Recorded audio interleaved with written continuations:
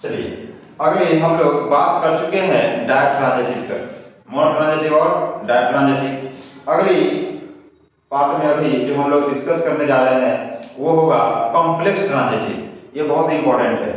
Complex transitive ये क्या होता है, बारी से गौर से देखें। कॉम्प्लेक्स ट्रांजिटिव, कॉम्प्लेक्स ट्रांजिटिव,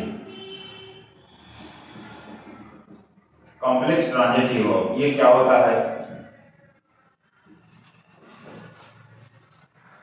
हम लोग मोनो और डायरेक्ट ट्रांजिटिव को अच्छी भली बात समझ गए हैं।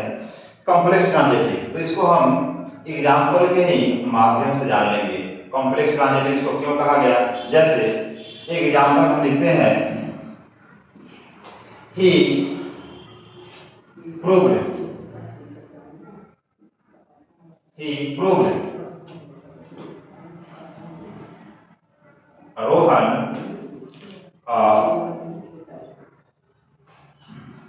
फार्मर। चलिए अब हम लोग जान गए हैं मोनो ट्रांजिटिव और डायरेक्ट ट्रांजिटिव। तो मोनो ट्रांजिटिव और डायरेक्ट ट्रांजिटिव, तो आप बताएं कि ये तो सब्जेक्ट है और जो भी लोग देख रहे हैं बोलेंगे पीछे वाले ये वर्ब तो है, कौन सा चुना, इसको इस वर्ब का क्या नाम दे, क्या नाम दे, क्या नाम देंगे इसको, क्योंकि आने वाला वर्ब ये वर्ब है और इसका शायद ये ऑब्जेक्ट है, ये ऑब्जेक्ट है और ये भी ऑब्जेक्ट है। कौन सा ऑब्जेक्ट होगा, ये तो एक ऑब्जेक्ट है, दूसरा वो भी ऑब्जेक्ट है कि नहीं, दोनों ऑब्जेक्ट है। तो कॉम्प्लेक्स ऑब्जेक्ट हम किसको बोलेंगे, हम लोग क्या पढ़े थे कि सब्जेक्ट वर्ब और ऑब्जेक्ट, एक ऑब्जेक्ट होगा मोनो ट्रांजिटिव और दो ऑब्जेक्ट होगा डायरेक्ट ट्रांजिटिव।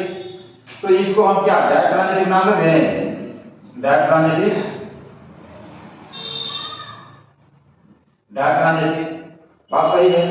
अब इसको हम लोग प्रूफ कर लेते हैं कि डायरेक्ट ट्रांजिटिव में क्या होता है, एक डायरेक्ट ऑब्जेक्ट होता है, दूसरा इनडायरेक्ट ऑब्जेक्ट होता है। डायरेक्ट ऑब्जेक्ट पिछले वीडियो में होगा, उसमें क्या होगा, वर्ड का रिप्लाई करने वाला वर्ब इनडायरेक्ट ऑब्जेक्ट होगा और whom का रिप्लाई करने वाला इनडायरेक्ट ऑब्जेक्ट होगा। तो हम बात देखते हैं, ही प्रूव्ड, यह जो है वह प्रूफ कर चुका है रोहन को, रोहन को किसको, तो रोहन को। whom का रिप्लाई है, इसको हम इनडायरेक्ट, क्या, फार्मर, क्या प्रूफ कर चुका है, तो फार्मर, ठीक है, फार्मर इसे प्रूफ कर चुका है। और ये वर्ड का रिप्लाई आपको दिखता होगा, वर्ड का रिप्लाई दिखता होगा, इसका मतलब whom और what ये दोनों को मिलाकर डायरेक्ट ट्रांजिटिव कर दिया। लेकिन अब ये डायरेक्ट ट्रांजिटिव जो हम लोग लिखा ये गलत हो गया। क्यों गड़बड़ हुआ, अब थोड़ी बात को समझते हैं कि जब भी हम डायरेक्ट ट्रांजिटिव की बात करते हैं, इट मींस मोनो ट्रांजिटिव या डायरेक्ट ट्रांजिटिव, तो उसमें जब होता है दो ऑब्जेक्ट, दोनों ऑब्जेक्ट अलग अलग होते हैं। अब अलग अलग होते हैं तो इसने प्रूफ तो कर दिया रोहन को, क्या, फार्मर। इसका मतलब क्या है कि रोहन का ही ये इंफॉर्मेशन है। तो फार्मर है कौन, तो रोहन, ये रोहन फार्मर का इंफॉर्मेशन है।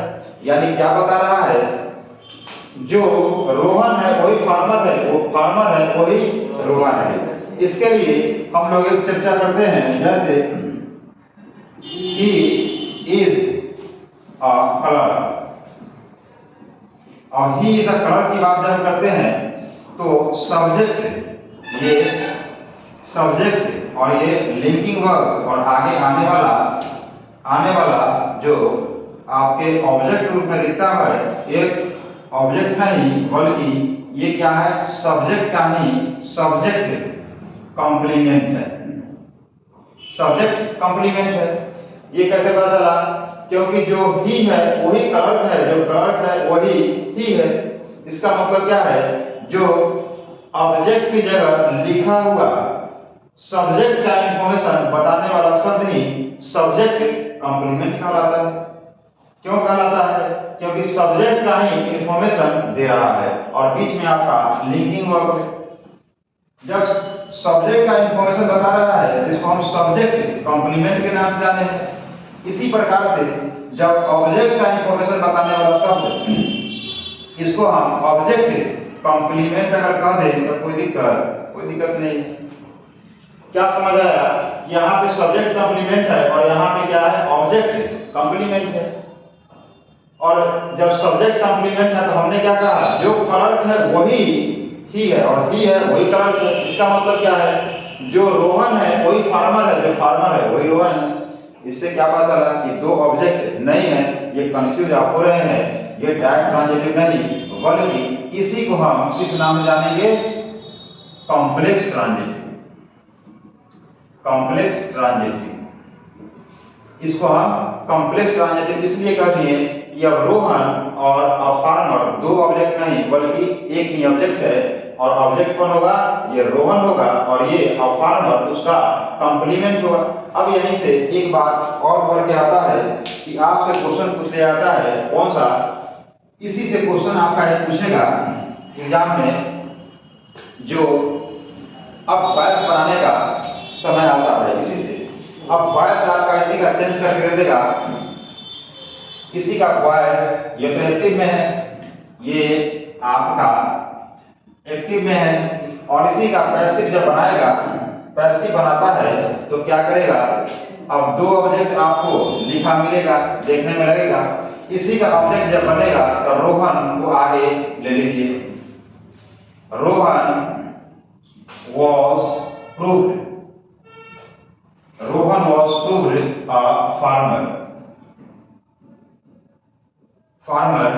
by him।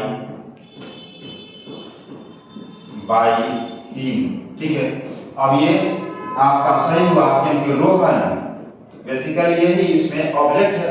देखने में तो लग रहा है ये फार्मर, आपका क्वेश्चन घुमाएगा और एक बार इस फार्मर को सब्जेक्ट बना देगा। अब farmer was proved, a farmer was proved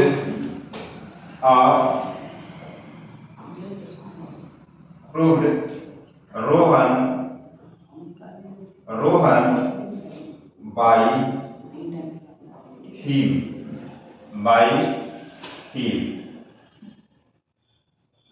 ठीक है, तो ये अब इस सेंटेंस क्या होगा? गड़बड़ हो जाएगा, ये सही होगा ही। यानी आपको जब बनाना होगा पैसिव वॉइस तो इस ऑब्जेक्ट को बनाएं और फार्मर को छोड़ दें। तो अब नीचे वाला गड़बड़ हो गया।